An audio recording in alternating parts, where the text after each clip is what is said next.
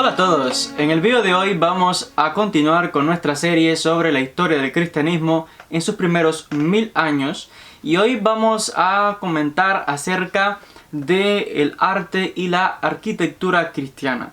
Vamos a ver cómo fue que aparecieron las primeras iglesias, los modelos de construcción y las técnicas, las decoraciones de arte que vamos a encontrar en las grandes iglesias, las grandes catedrales, desde los siglos IV, V, VI hasta el presente.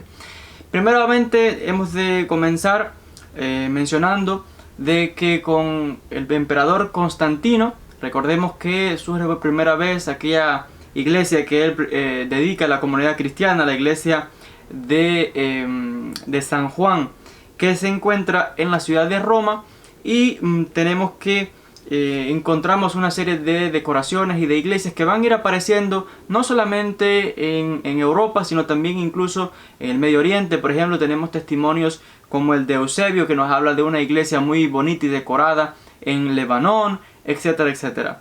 La pregunta es cómo es que se deciden tomar estos modelos, en base a qué se construyen ahora los templos cristianos.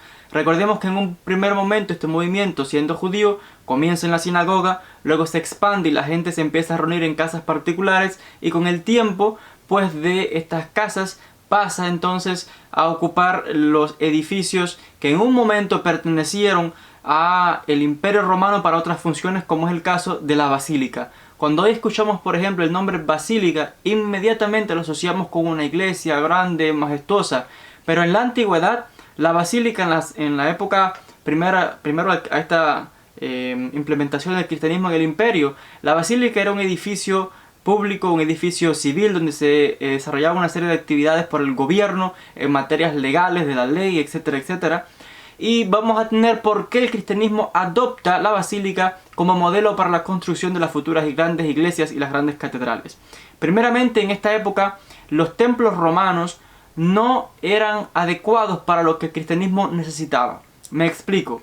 El templo romano era un edificio donde literalmente era la casa de ese dios. Allí se albergaba la estatua del dios que se estuviese adorando. Podía ser Júpiter, Minerva, etc. Por tanto, allí se pensaba que ese dios vivía allí y la gente iba a visitar a ese dios. Pero la gente no entraba al templo como por ejemplo alguien puede creer que hacía dentro de los sacrificios, se hacían todas las actividades y rituales. No, el templo era la casa del dios, y afuera del templo, a la entrada, había un altar que era donde se hacían los sacrificios y era donde también la gente se congregaba, etcétera, etcétera.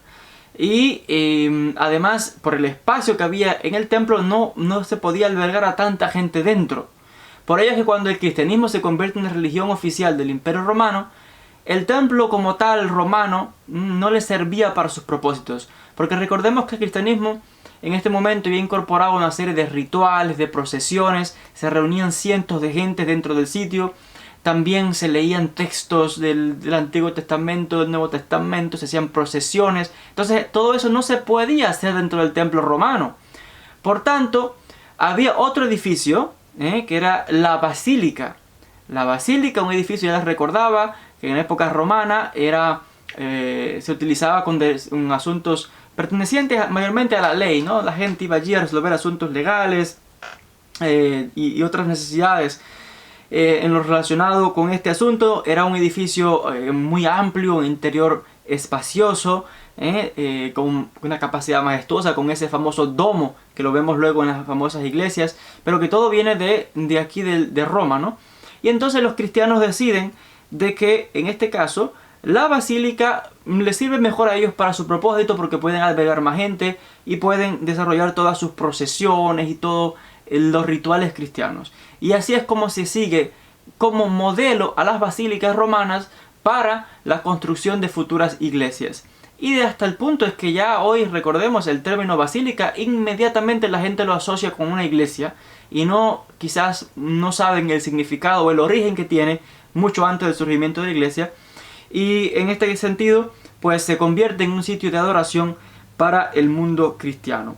Hay diferentes modelos, estructuras que se van a seguir. Ahí en el interior se desarrollan una serie de, por ejemplo, 2 filas de asientos donde van la gente. En otros hay hasta 4, encontramos 2 pasillos y encontramos una entrada principal por donde entraría el obispo con toda su procesión y todas sus vestimentas, cargando los evangelios en su mano, y toda esta procesión que donde iría hacia un altar, porque habría un altar en la parte donde está el domo. Si miramos a las grandes iglesias, o por ejemplo la famosa Basílica de San Pedro, este domo redondo, que luego los árabes lo van a tomar, lo van a incorporar a las mezquitas, pero es de hecho una arquitectura romana, que luego los árabes la toman, y lo encontramos en las iglesias también, este domo redondo. Ahí en el centro se encontraba el altar. En las catedrales e iglesias basílicas cristianas, pero antes incluso a la parte central encontraba una serie de mesas, digámosle así, donde se leían los textos sagrados. Y en un comienzo no había sillas, luego se introducen las sillas. Incluso ya les mencionaba que los modelos y diseños variaban de lugar en lugar, de ciudad en ciudad. Incluso había ciertos sitios donde a la entrada de la catedral o de la iglesia habían como un depósito donde la gente iba y se lavaba los pies para luego entrar.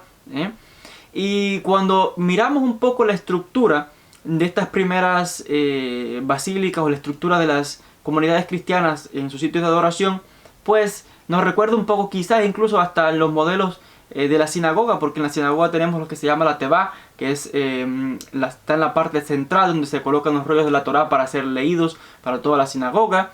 Y encontramos esto parecido en el seno también de las basílicas, etcétera, etcétera. No había sillas en un comienzo, luego se introducen, lo mismo en la sinagoga. Pero por supuesto el arte cristiano también aquí va a entrar y va a ir evolucionando, porque vamos a encontrar también en las basílicas los famosos mosaicos con decoraciones. Los mosaicos, otra vez, todo esto viene del mundo romano, del mundo griego, y ahora se viene a implementar y se le da un toque religioso. Y encontramos que ahora estos mosaicos contienen un montón de imágenes, decoraciones, donde no solamente están en el piso, en el suelo de las iglesias y de las basílicas, sino que también ahora estos mosaicos van a empezar a decorar las paredes de estas basílicas y de estas nuevas iglesias. Estos mosaicos que en un momento van a contener imágenes que cuentan historias, porque el arte cristiano está mayormente basado en narrativas, donde se están contando acontecimientos o recreando historias de las escrituras hebreas, del Nuevo Testamento. Se pueden observar una serie de representaciones de la figura de Jesús, de los apóstoles. Encontramos representaciones también, iglesias y basílicas dedicadas especialmente también a la Virgen María, y con todas estas decoraciones. Recordaba también historias bíblicas. Tenemos entonces que este es el modelo que se sigue a la hora de construir las iglesias y las grandes basílicas y de decorarlas, porque la decoración tiene ahora un papel importante. La decoración llega incluso a formar parte ritualística del servicio cristiano, porque cuando se leían de los evangelios y de las escrituras hebreas estas historias, y la persona miraba a su alrededor y veía en las decoraciones estas mismas historias que estaban leyendo con estos hermosos colores, le aportaba digamos vida a la lectura. La persona podía visualizar, se sentía partícipe de lo que se estaba leyendo, explicando en los sermones que se daban en las iglesias. Este va a ser el modelo que se sigue en las grandes basílicas, catedrales que vamos a encontrar. También con el tiempo se empiezan a incorporar no solamente estas imágenes de adorno, porque estas imágenes en un comienzo no se veneraban ni nada, sino que eran de adorno, en un comienzo. Luego ya es otra cosa luego. Pero primero comenzó como de adorno. Luego se comenzaron a introducir poco a poco símbolos. Los símbolos estaban prohibidos en el mundo cristiano en un comienzo. Pero otra vez, poco a poco se van a ir introduciendo cosas y las cosas se va complicando y ya de adorno pasa a adoración, pasa a veneración y ya pues va cambiando. Poco a poco se va transformando incluso la teología cristiana, el pensamiento cristiano, las creencias cristianas, y aquí el papel importante que juegan las catedrales, las decoraciones y el arte cristiano. Un arte que se va a desarrollar de tal manera increíble, magistralmente, por casi 1000 años, y que va a dominar toda la arquitectura, el arte, las decoraciones del mundo europeo, del mundo occidental. Y vamos a tener que la primera representación de la famosa cruz, donde se muestran como un símbolo de la crucifixión Esto lo vamos a encontrar por primera vez en la iglesia de Santa Sabina. Esta iglesia de Santa Sabina, pues que tiene importancia porque la encontramos en Roma, pues es donde primera vez en una puerta se va a encontrar esta primera imagen de la crucifixión de Jesús. También se va a encontrar imágenes como de un cordero, y vienen apareciendo estos símbolos también que van a empezar a tomar importancia dentro del mundo cristiano. Les puedo mencionar diferentes nombres de basílicas, de catedrales, de iglesias importantes con todas estas decoraciones. Por ejemplo, podemos hablar, ya les decía, la iglesia de Santa Sabina en Roma, que se construyó en el siglo V. También está la famosa iglesia de Santa María Maggiore, también en Roma, con todas estas decoraciones, construida en el siglo V, también en la época del Papa Sixto. Encontramos también en estas iglesias decoraciones con imágenes, por ejemplo, de Abraham, el sacrificio de Isaac, también imágenes de Melquisedec, imágenes del relato de Abel y Caín. Y encontramos todos estos símbolos que poco a poco van aportando narrativa en las iglesias. Encontramos también la famosa catedral, la gran basílica de la iglesia de Constantinopla, de la Santa Sofía, como le llaman, que luego la convierten los musulmanes en una gran mezquita y que está este mismo día con su toque islámico, pero está. Y también está la famosa iglesia de San Vitale en Ravenna, en Italia, donde allí esta ciudad de Ravenna va a tomar una significancia muy importante en el mundo occidental, porque de hecho allí en esta iglesia de San Vitale encontramos todas estas decoraciones, estos murales, estos mosaicos sofisticados con un detalle, con una maestría. Entonces hay una intención a la hora de hacer estas decoraciones, hay un motivo, porque todo esto aporta detalles también a las famosas procesiones. Y no solamente se hacían todos estos mosaicos y estas pinturas con colores muy llamativos, brillantes, los azules intensos, sino que además se decoraban con oro y se decoraban con plata. Y esto también le aportaba majestad a estas iglesias. Especialmente en la zona del Duomo circular, ahí como este era tan alto, se hacía una serie de representaciones, de imágenes de la figura de Jesús. Recordemos también, y esto probablemente ustedes lo han visto si han visitado estas catedrales o han visto quizás en los documentales, etcétera, van a ver estos hermosos dibujos con todos estos colores tan llamativos, y es un arte que está desarrollándose. También en las catedrales, en estas representaciones, no solamente encontramos representaciones de Jesús, del Nuevo Testamento, de las Escrituras hebreas, historias bíblicas, sino que también encontramos representaciones, por ejemplo, de los mártires, imágenes de obispos importantes, de diáconos importantes, incluso de emperadores y emperatrices romanas, que en un momento fueron importantes para la iglesia, y ahí también se dibujaron, llegaron a ser parte del arte, entre ellos Justino, la emperatriz Teodora, entre otros. Y entonces vemos cómo todo esto se va incorporando dentro del arte cristiano y va aportando de manera visual y llega a formar parte del servicio de la adoración en el mundo cristiano. Y por tanto, esta arquitectura que toma como modelo a la basílica y que luego se va a ir desarrollando de acuerdo a diferentes ciudades, diferentes sitios, esta incorporación con todos estos relatos de las escrituras hebreas del Nuevo Testamento, de mártires, de figuras importantes, de relatos que a la hora de hacer estas procesiones, de cargar los evangelios, de dar los sermones, las personas podían visualizar todo este arte. Esto les motivaba, les daba, digamos, ánimo, les levantaba la fe, etcétera, etcétera.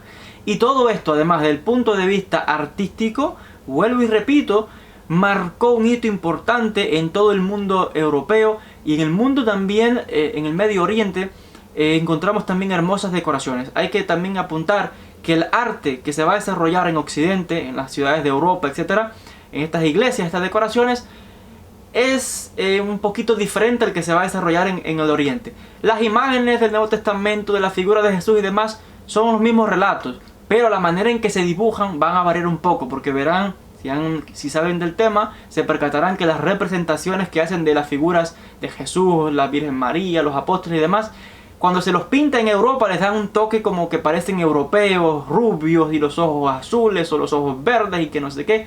Pero si miramos las representaciones iguales, pero en el Medio Oriente, como por ejemplo en las iglesias de Egipto, los coptos, la iglesia aramea en Siria, en Irak, en Israel, en la famosa iglesia del Santo Sepulcro y estos lugares que predomina mayormente el mundo ortodoxo, pues estas representaciones tienen un toque como más del área, ¿no? Un toque del Medio Oriente, un toque más que se puede apreciar quizás los aspectos judaicos o semitas de estos personajes, como lo eran realmente, y no como luego se va a mostrar y a representar en Europa. Pero muestra, lo que quiero enfatizar es el contexto, el sitio, el momento, las épocas en las diferentes partes del mundo cristiano en general. Y es todo esto que va desarrollándose y que ya recuerdo, desde aquí, desde este arte cristiano, se va a expandir y vamos a tener también un surgimiento a la época del Renacimiento, con los grandes pintores famosos de toda Europa, que tanto arte aportaron para la cultura y realmente el embellecimiento y desarrollo de las pinturas, de la arquitectura, que tienen su origen dentro del mundo cristiano con todas estas representaciones de escenas bíblicas. Entonces, hasta aquí con esta sección que nos habla de este desarrollo del arte y la arquitectura dentro del mundo cristiano. En un próximo encuentro vamos a continuar con más de esta serie sobre la historia del cristianismo en sus primeros 1000 años. Como siempre, les animo a que compartan estos vídeos en las redes sociales, en Facebook, también en Twitter, Instagram, en todas estas redes, que se suscriban al canal para que no se pierdan ningún vídeo y agradecerles a todos por su atención.